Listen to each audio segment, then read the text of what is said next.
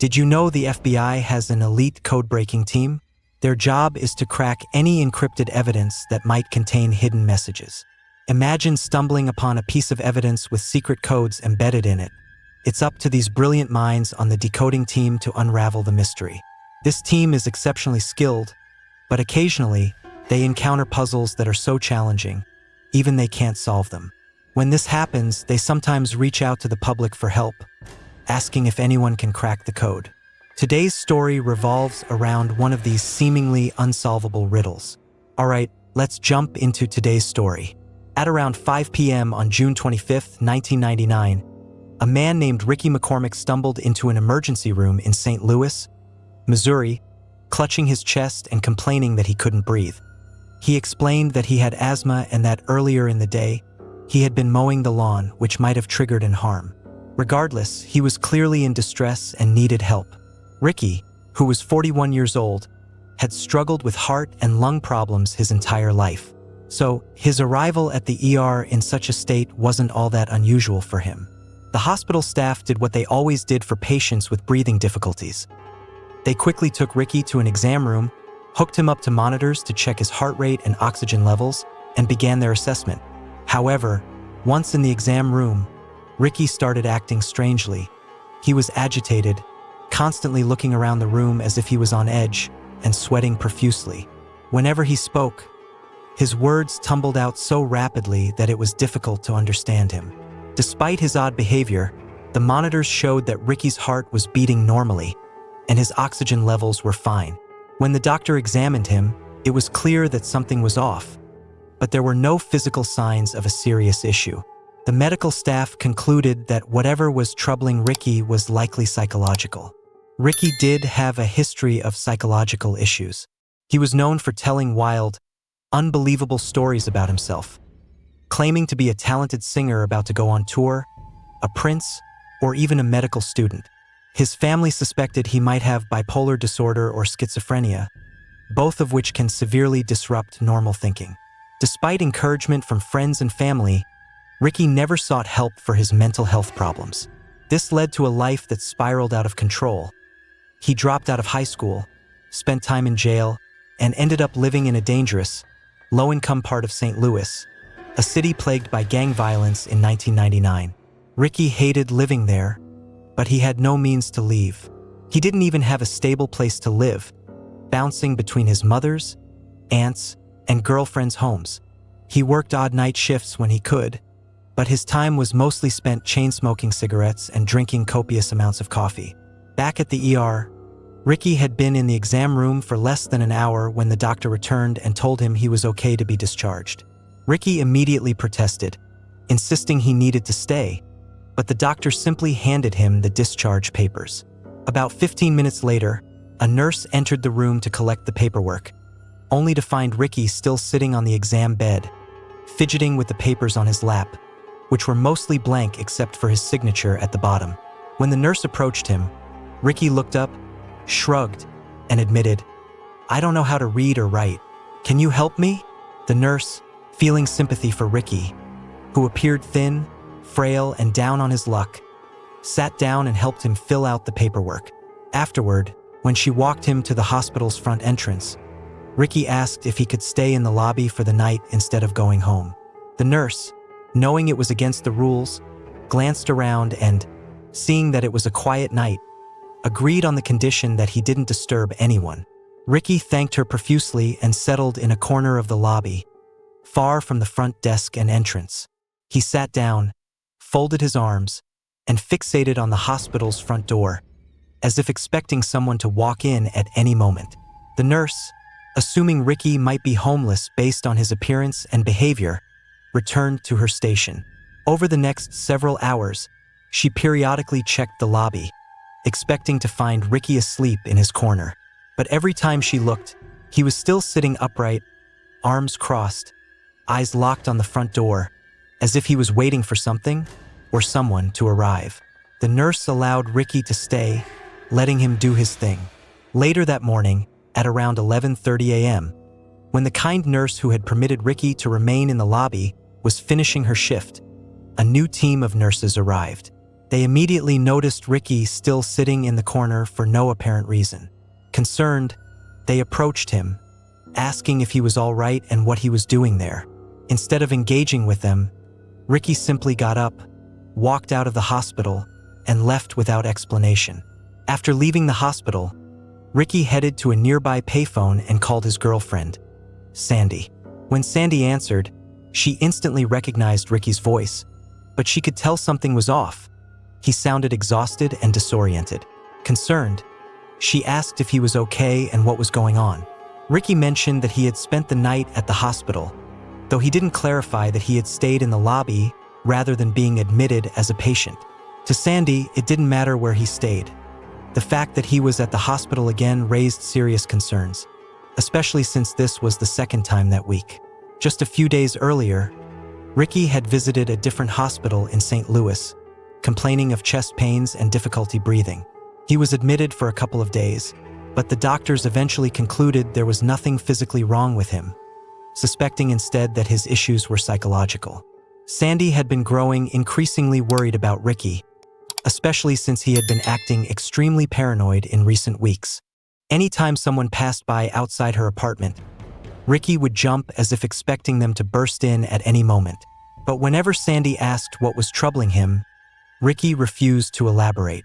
Worried about his well-being during this phone call, Sandy urged Ricky to come to her apartment so she could take care of him. She assured him that if he wasn't feeling well, she would help him get better. But Ricky declined, telling her instead that he planned to walk to a nearby gas station to grab something to eat and would call her afterward. They agreed to this plan and hung up, but Ricky never called back. A worker at the gas station Ricky mentioned later told authorities that Ricky did indeed stop by that day, June 26th, where he bought a hot dog. The next day, June 27th, the same worker saw Ricky again when he came in for another bite to eat. After that, however, Ricky seemed to vanish. He didn't visit any of his usual haunts, his aunt, his mother, his girlfriend, nor did he turn up at any other hospitals in Missouri. He simply disappeared. On June 30th, 3 days after Ricky was last seen at the gas station, a woman driving on a highway about 20 miles north of St. Louis glanced out at a nearby cornfield and noticed something dark and out of place in the middle of the field. Intrigued, she pulled over, got out of her car, and walked into the field to investigate. As she approached the dark object, she froze in horror. It was a body, badly decomposed and lying face down. Terrified, she ran back to her car, drove to the nearest gas station, and called 911. When the police arrived at the cornfield, they walked out to the dark object and confirmed that it was indeed a deceased person. The body was in an advanced state of decomposition, so much so that parts of it, like the fingers, had begun to disintegrate. Although the clothing suggested the person was male, there was no immediate way to determine how they had died or how long they had been dead. However, they managed to obtain a usable fingerprint, which identified the body as Ricky McCormick. The day after Ricky's body was discovered, the police announced they were treating his death as a homicide. The area where his body was found, near the highway and in a cornfield, was known as a dumping ground for unalive victims. Given that Ricky didn't have a car, didn't possess a driver's license, and had no access to public transportation that could have brought him to such a remote location, it seemed highly unlikely that he had gotten there on his own. Furthermore, the level of decomposition was far too advanced for someone who had been seen alive just 3 days earlier. This led to the theory that Ricky might have been killed elsewhere, perhaps kept in a heated area to accelerate decomposition, and then dumped in the cornfield. On July 1st, the first day of the homicide investigation, the police assigned 18 detectives to the case and issued a public appeal for information. But just a day later, on July 2nd, the police made a surprising announcement. After reviewing the evidence and re-examining Ricky's body, they concluded that he likely hadn't been murdered after all. Instead, they believed he had died of natural causes, citing his history of heart and lung problems. With that, the case was closed, and all the evidence was stored away, fading from public memory. 6 months later, the Federal Bureau of Investigation, FBI, received a tip related to Ricky McCormick.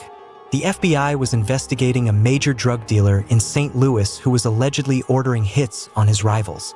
A confidential informant claimed that Ricky McCormick had somehow become entangled with this drug dealer, though it was unclear in what capacity.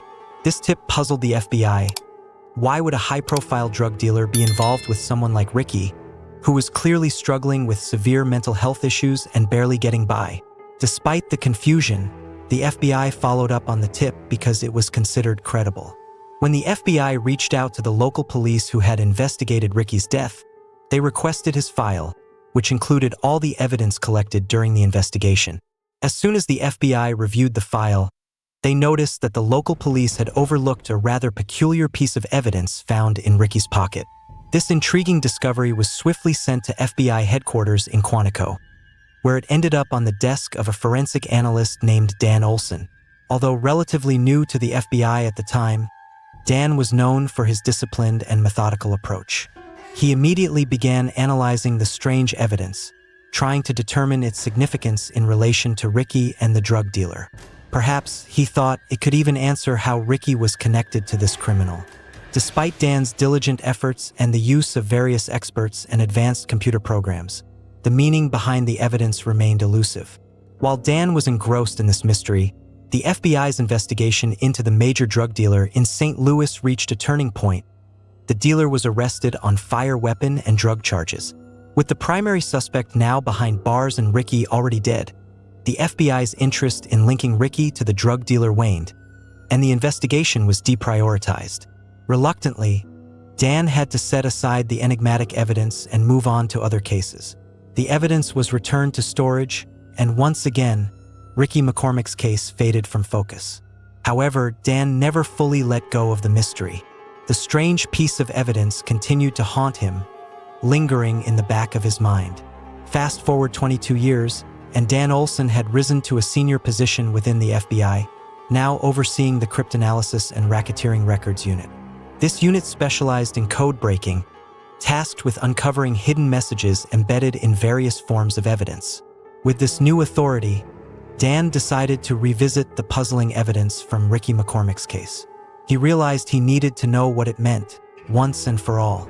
Determined, Dan took the unusual step of going public, reaching out to the media and asking the world for help in deciphering this mystifying piece of evidence. When Ricky's body was initially discovered in that cornfield, the local police had emptied his pockets. Inside, they found 2 documents filled with an incredibly complex cipher, a code that appeared as 30 lines of symbols, letters, and numbers. To the untrained eye, it looked like complete nonsense.